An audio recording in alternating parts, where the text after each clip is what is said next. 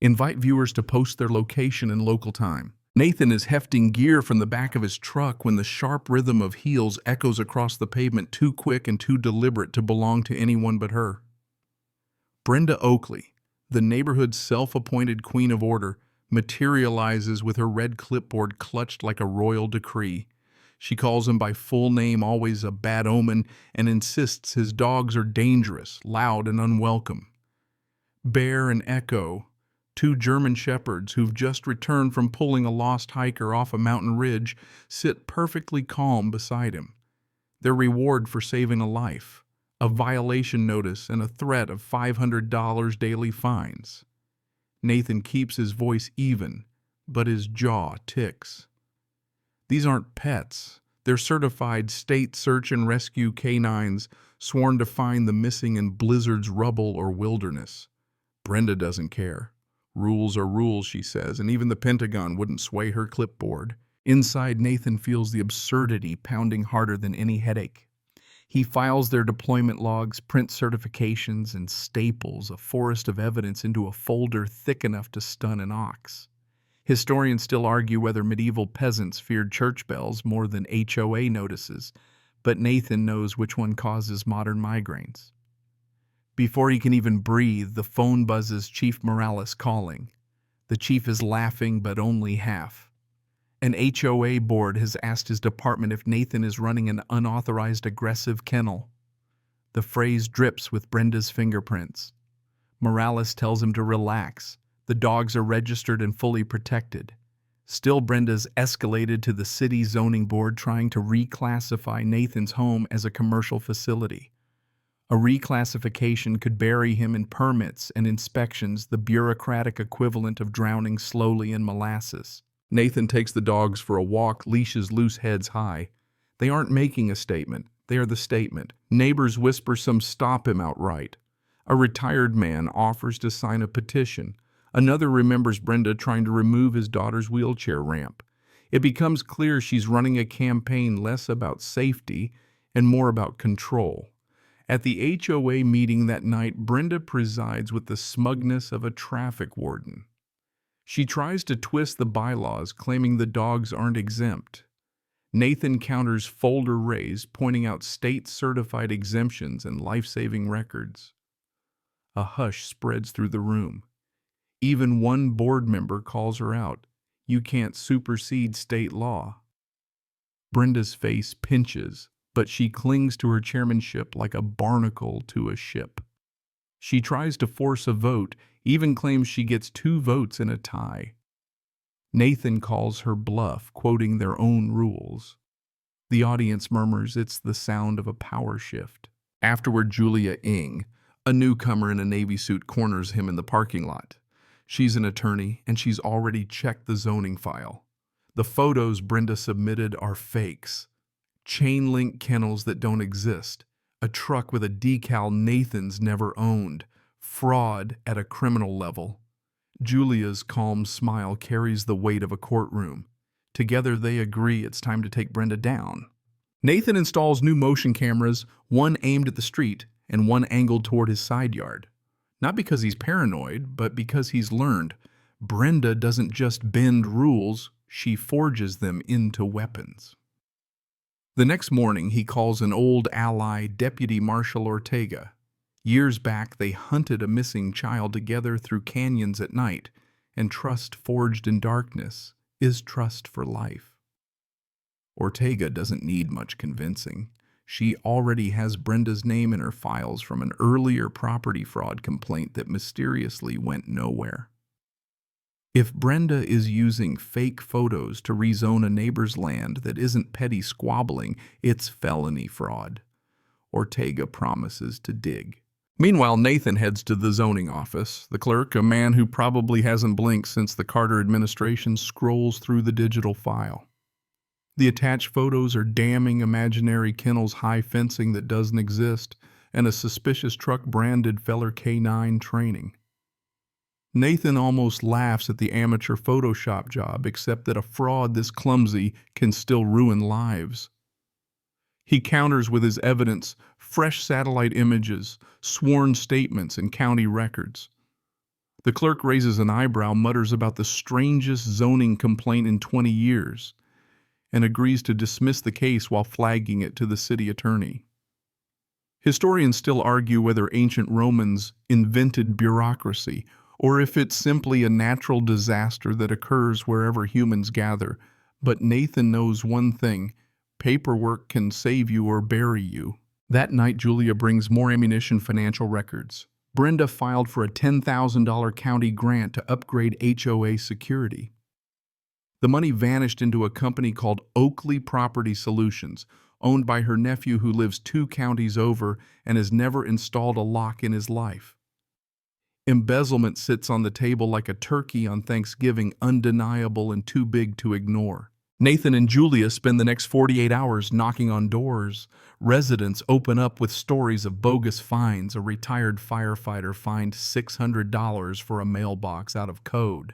A young couple slapped with a $400 pest risk notice for planting tomatoes. A grandmother told her clothesline violated neighborhood aesthetics.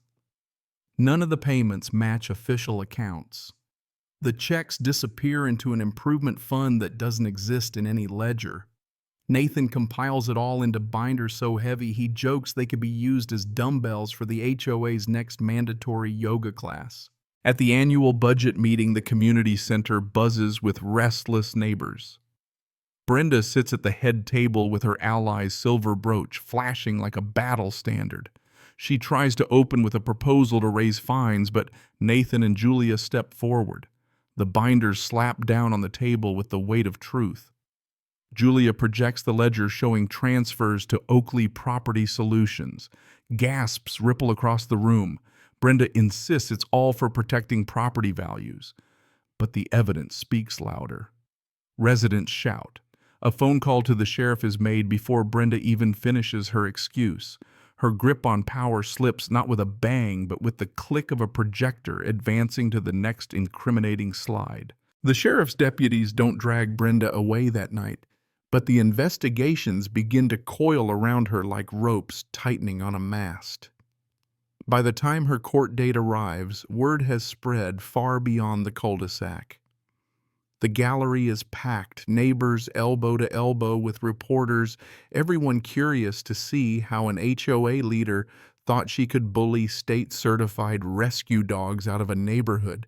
Brenda sits stiff in beige, trying to look like a librarian instead of a swindler, her silver brooch traded for humility. The prosecutor lays out the case with surgical precision: forged zoning photos, misappropriated funds, unregistered liens, and a grant funneled into her nephew's shell company.